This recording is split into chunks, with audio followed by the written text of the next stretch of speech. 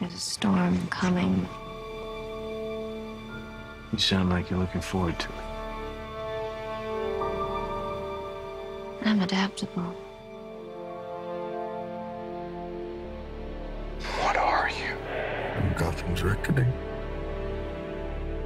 What we're constructing here is a very, very elemental conflict between good and evil. Why didn't you just kill me? Your punishment must be more severe. Did they kill him? I'm not sure. It's the true completion. I won't bury you. Buried enough members of the Wayne family. It takes everything to a whole new level. We were in this together. And then you were gone. It's a multi-layered story with massive amounts of action. The Batman has to come back. Chris was able to amp up the stakes for this last movie and really take it to places that I don't think anyone's expecting. What if he doesn't exist anymore? She must.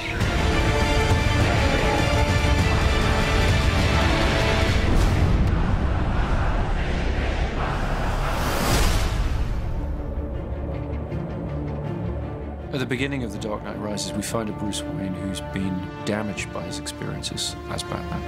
You are as precious to me as you were to your own mother and father. I swore to them that I would protect you, and I haven't. How much longer can he allow this pain to control what he does with his life? Alfred feels that it's his duty to help him find a way to put it behind him. You're not Batman anymore. It's about 8 years that Batman has been missing.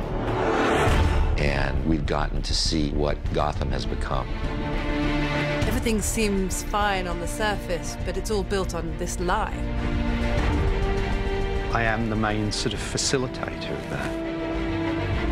It's a secret, I think, that's eaten away at him.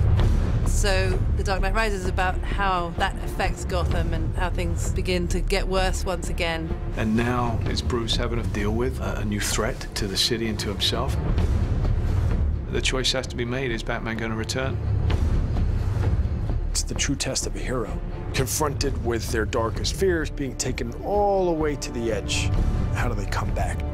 Do you think he's coming back? I don't know.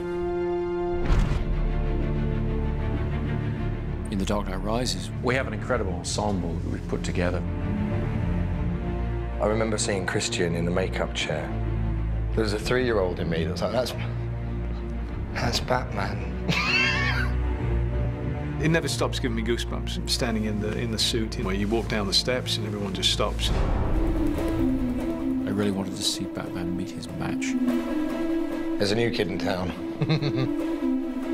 This is the first time that Batman has come across anybody who is superior physically. Mr. Wayne. Bane's not ready to be reasoned with. When Gotham is ashes, you have my permission to die.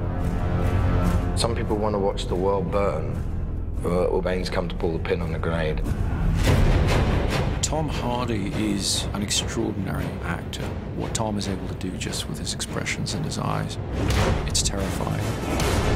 Through the course of The Dark Knight Rises, we'll uncover more about what drives Bane, where he comes from, what he wants. Let the games begin.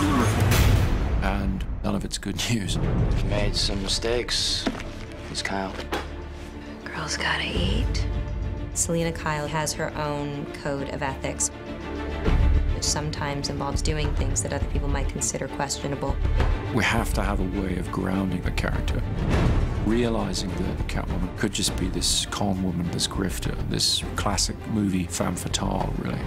Some brazen costume for a cat burglar. Yeah? Who are you pretending to be?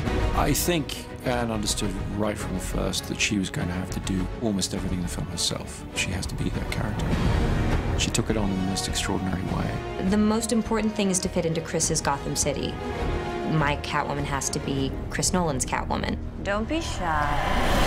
When you cleaned up the streets, you cleaned them good. Pretty soon we'll be chasing down overdue library books. My character, John Blake, is a proud police officer. And in the midst of, I think, a lot of cynicism, he remains really idealistic and someone who really believes in what he does. We have a new character played by Marion Cotillard, Miranda Tate, a member of the Wayne Enterprises board, and she's trying to pull him out of his shell and get him back into the world. Don't worry, Master Wayne. Takes a little time to get back in the swing of things. Alfred, as played by Michael Caine, has always been the emotional heart of these movies. You know what Alfred is? He is us in this incredible world. He's not tough like all the others. These conversations used to end with an unusual request. I'm retired. I would say Lucius is the brains. Yes, Mr. Wayne, it does come in black. But he also has grown to have a great fondness for Bruce. Lucius and Alfred. Between the two of them, we try to keep his moral compass pointed in the right direction.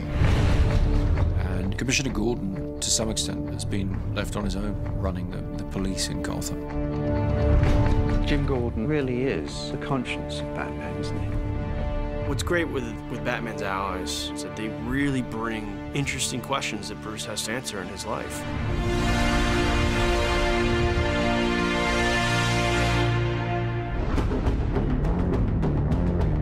Chris has always had such a strong sense of spectacle, with this good human story to it as well. He turns those big action movies into something very intimate and emotional. You feel very close to all those people.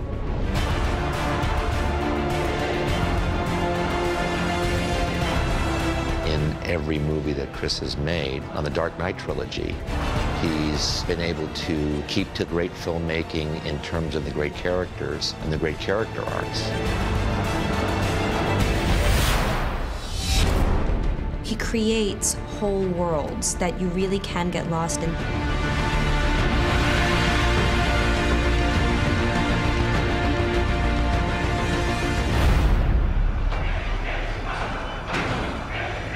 What does that mean?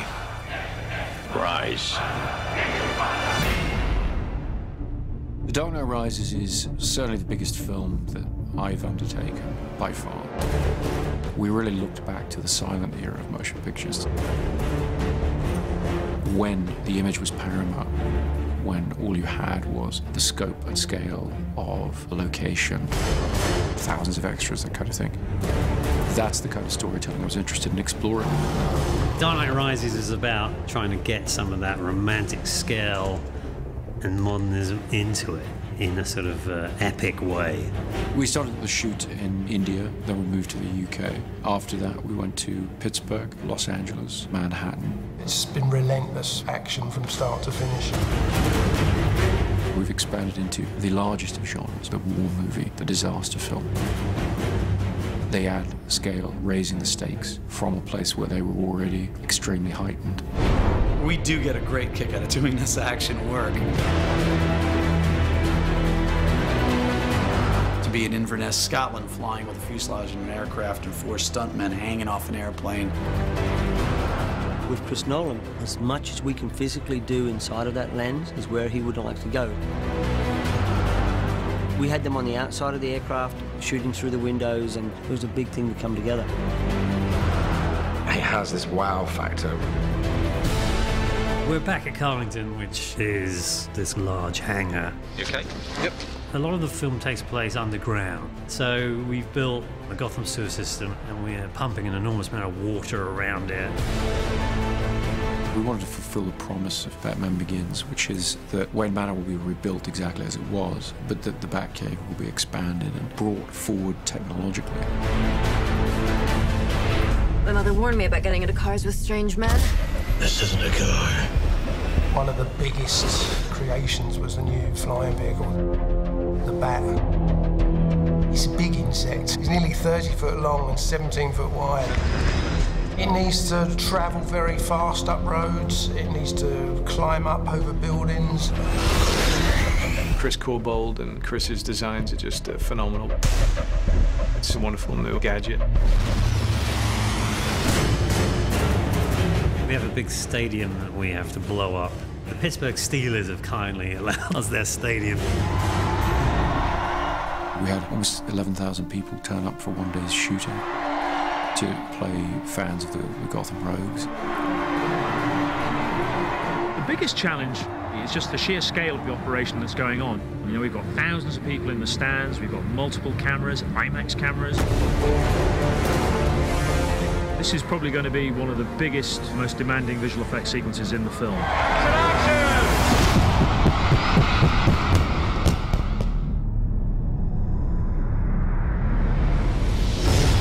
We needed to up the scale of the city, and there's only one place that you can do that, and that's New York. In the Wall Street sequence, there's a big battle between the police and all the mercenaries. They've got something like 1,200 extras.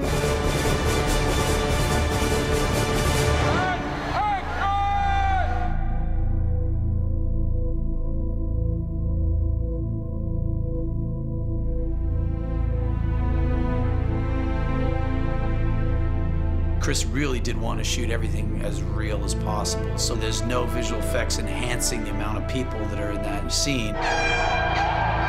This was 8 months of preparation has gone into what you see here, working with the city, with the departments in order to control this set. Seeing that many bodies in the middle of Wall Street fighting each other, even if it was controlled chaos, it's still kind of like, wow.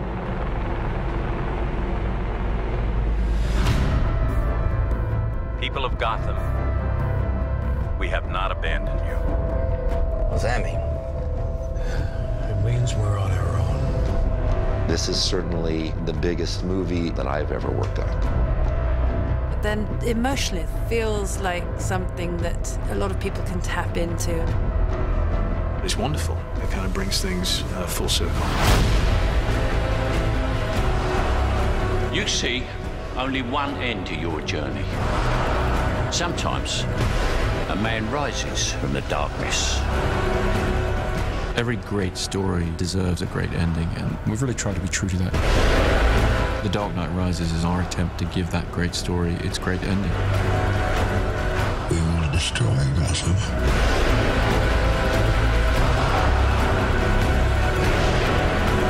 What now? War. You don't owe these people anymore. You've given them everything.